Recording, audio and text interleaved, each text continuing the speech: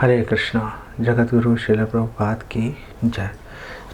तो हम लोग श्रीमद् भागवतम के तीसरे स्कंद के चौथे अध्याय 4th चैप्टर पे हम लोग डिस्कशन करेंगे। तो यहाँ पर बड़ी महत्वपूर्ण घटनाएं चल रही हैं। भगवान वापस भगवत धाम जा रहे हैं। तो उस समय मैत्रेय मुनि भी वहाँ आए। क्या चल रहा था, उद्धव जी के साथ भगवान की क्या वार्तालाप हुई, विदुर जी ने उद्धव जी से क्या प्रश्न पूछे, उद्धव जी ने क्या उत्तर दिए, इन सब की यहाँ पर चर्चा की जाएगी। बात ये चल रही थी कि जितने भी यदुवंश हैं वो प्रभास क्षेत्र में गए भगवान की योजना के अनुसार, भगवान के प्लान के चलते साधुओं ने यदुवंशियों को श्राप दे दिया और वो श्राप के चलते प्रभास क्षेत्र में गए। ब्राह्मणों की पूजा अर्चना करने के बाद, उनको दान दक्षिणा देने के बाद उन्होंने वारुणी का सेवन किया और नशे में आकर एक दूसरे के मर्म स्थानों पर प्रहार किया और पूरा यदुवंश बेसिकली ख़त्म हो गया। जेंट्स जो थे भगवान कृष्ण, तो ये उसी प्रकार था जैसे जंगल में बांस के पौधे होते हैं। जो बांस के पेड़ हैं वो कठोर हो जाते हैं जब बढ़ते हैं तो, और आपस में टकराते हैं, घर्षण होता है। तो तेज़ हवा चलती है तो घर्षण होता है आपस में, फ्रिक्शन से आग की चिंगारी आ जाती है और चिंगारी से वो खुद भी जो बांस के पेड़ हैं ख़त्म हो जाते हैं, पूरा जंगल ख़त्म हो जाता है। बाहर से आकर ऐसा नहीं कोई आग लगा रहा है उसको, अंदर ही अंदर जो भी चल रहा है चल रहा है। ऐसे ही यदुवंशी भी हैं कि आंतरिक वजह से यदुवंशी ख़त्म हो गए, लेकिन कोई ऐसा नहीं सोच सकते कि कोई बाहरी कारण था। बाहरी कोई कारण था। इवन कि ब्राह्मणों का, साधुओं का श्राप भी भगवान की योजना के अनुसार चल रहा था। क्या योजना थी भगवान की कि भगवान चाह रहे थे कि जो यदुवंशी हैं, जिनमें कुछ भगवान के पार्षद हैं और कुछ देवी देवता हैं, अपने स्व पार्षदों को भगवत धाम भेजना, और जो देवी देवता हैं जो भगवान के लीला में भाग लेने आए थे उनको उनके जो रेस्पेक्टिव प्लेसेस हैं, लोक हैं, वहाँ पर भेजना। तो ये भगवान की पूरी योजना थी। भगवान वहाँ से निवृत्त होकर सरस्वती नदी के किनारे पे आकर बैठ गए। वहाँ बैठे हैं अश्वत्थ पीपल के पेड़ के, बरगद के पेड़ के नीचे, और बैठे हुए एक पैर पे दूसरा पैर रखा हुआ भगवान ने, और सोच रहे हैं, प्रसन्न मुद्रा में है। सब कुछ त्याग दिया, राजमहल वगैरह सब त्याग दिया, पूरा वंश खत्म हो गया, लेकिन भगवान प्रसन्न चित्त मुद्रा में वहाँ बैठकर सोच रहे थे। इस पूरे प्रकरण में सिर्फ एक चीज़ अलग थी कि भगवान कृष्ण ने उद्धव जी को वहाँ से, इस पूरे जो भी एपिसोड था लड़ाई वड़ाई का, उसमें उद्धव जी कहीं पर भी नहीं थे।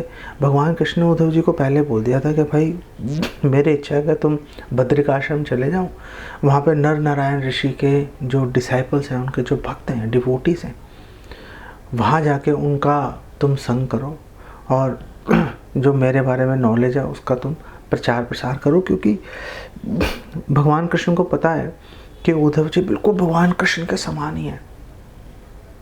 भगवान कृष्ण के समान कैसे हैं कि वो भी प्रकृति के 3 गुणों से बिल्कुल प्रभावित नहीं होते, और क्योंकि उनको भगवान के बारे में पूरी जानकारी है, तत्ववेता हैं वो, तो वो भगवान के बारे में जानकारी दूसरों को देने में सक्षम भी है। उद्धव जी ने कहा ठीक है मैं जाता हूँ, लेकिन पहले जब भगवान सरस्वती नदी के तट की ओर जा रहे थे, उद्धव जी पीछे पीछे चल रहे थे, अभी बद्रिकाश्रम गए नहीं थे। वहाँ पे बैठे थे, उद्धव जी ने आकर उनको प्रणाम किया और उद्धव जी ने उनको बोला भगवान को कि हालांकि आपकी एक एक कदम पर मुझे आपकी कृपा प्राप्त हुई है, तो आप प्लीज़ मुझे जाते जाते कुछ आप मुझे दिव्य ज्ञान दे दो। मैं तो आपको लीलाएं, आपका इतना आपके समीप रहने पर भी मैं भ्रमित हो जाता हूँ। कैसे आप प्रकृति के तीनों गुणों से ऊपर हैं, कोई इच्छा नहीं है आपकी, फिर भी आप काम में लगे हुए हैं। ये बात समझ में नहीं आ रहा। कालात्मनो, आप काल पर विजय, पर आप काल के स्वामी हैं। और काल के स्वामी होने पर भी आप जो है शत्रुओं के डर से मथुरा छोड़ के द्वारका, एक किले की आपने एक महल वहाँ पे समुद्र के किनारे फोर्ट बनाया, वहाँ पे आपने उसकी शरण ली। ये बेसिकली बात, इसको समझना बड़ा मुश्किल है। आप स्वात्मन रते, आप आत्मा राम हो, अपने आप में आप सुख का अनुभव करते हो, फिर भी आपने 16,000 रानियाँ जो है आपने उनसे विवाह किया और उनका बहुत अच्छे से आपने देखभाल भी की। आप मतलब सच्चिदानंद विग्रह हैं भगवान, सच्चिदानंद विग्रह मतलब भगवान जो है चित्त का मतलब ज्ञान, पूरी तरह से भगवान ज्ञानवान है। फिर भी भगवान उद्धव जी ने कहा, फिर भी आप कई बार मुझे बुलाते थे मुझसे विचार विमर्श करने के लिए, मुझसे मेरा परामर्श पूछते थे, अच्छा इस सिचुएशन में, इस स्थिति में क्या करना चाहिए। उद्धव जी ने कहा मैं इन बातों को समझ नहीं पा रहा। आप अगर तीसरा अध्याय देखेंगे, तीसरे स्कंद का, वहाँ भी उद्धव जी यही बात कर रहे हैं कि भगवान की लीलाओं को समझना बहुत ही मुश्किल है, असंभव है। तो भगवान ने बोला देखो मैं तुम्हें नॉलेज दे चुका हूँ, वो नॉलेज मैं ब्रह्मा जी को भी मैंने नॉलेज दी थी। जो अगर आपको याद हो, भागवतम के दूसरे स्कंद के 9वें अध्याय में चतुश्लोकी भागवतम भगवान ने बोली है। 33, 34, 35, 36 4 श्लोक बोले हैं। भगवान ने पूरी अपने बारे में ज्ञान दे दिया था उनको। तो उद्धव जी ने कहा प्लीज़ आप मुझे भी आप ज्ञान प्रदान कर दीजिए।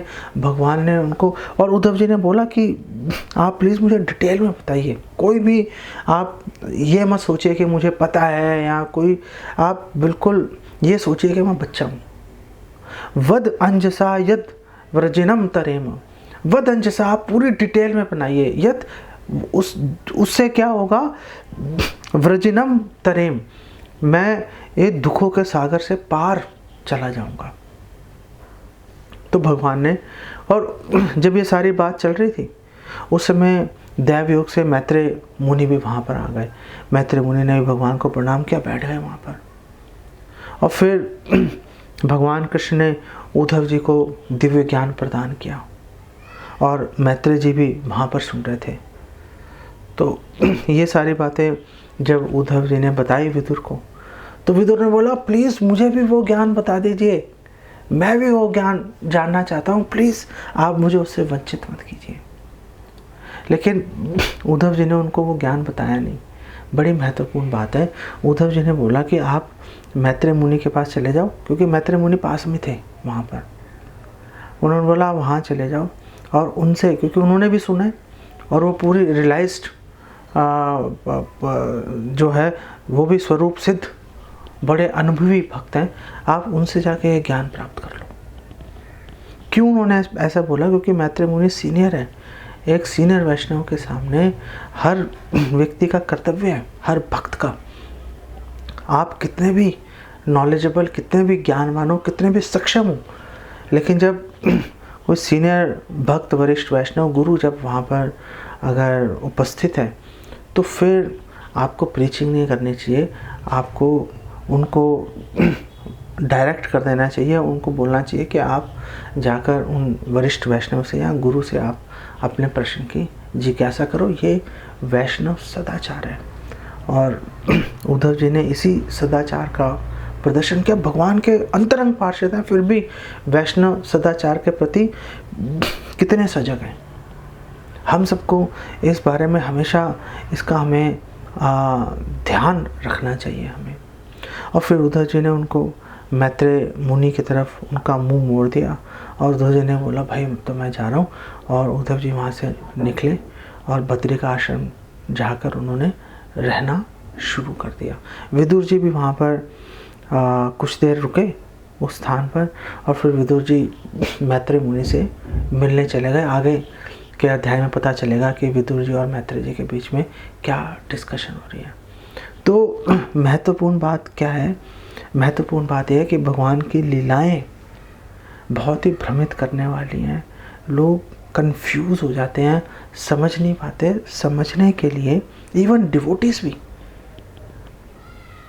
श्रीला माधवेंद्रपुरी श्रीपाद बोल रहे हैं महाभारत तात्पर्य निर्णय में कि भगवान की लीलाएं ऐसी हैं कि असुरों को तो मोहित करती हैं, भक्तों को भी मोहित कर देती हैं। तो जो डिवोटीज हैं, ऐसा नहीं है कि उनको स्वतः भगवान की लीलाएं समझ में आ जाएंगी, आएंगी। उनको साधना से, सेवा से फर्क पड़ता है, लेकिन साथ साथ में कर्तव्य है कि वरिष्ठ वैष्णव से गुरु के संरक्षण में मार्गदर्शन प्राप्त किया जाए। ये हमें यहाँ से समझ में आता है। और दूसरी बात यह है कि जिज्ञासा करना बहुत महत्वपूर्ण है।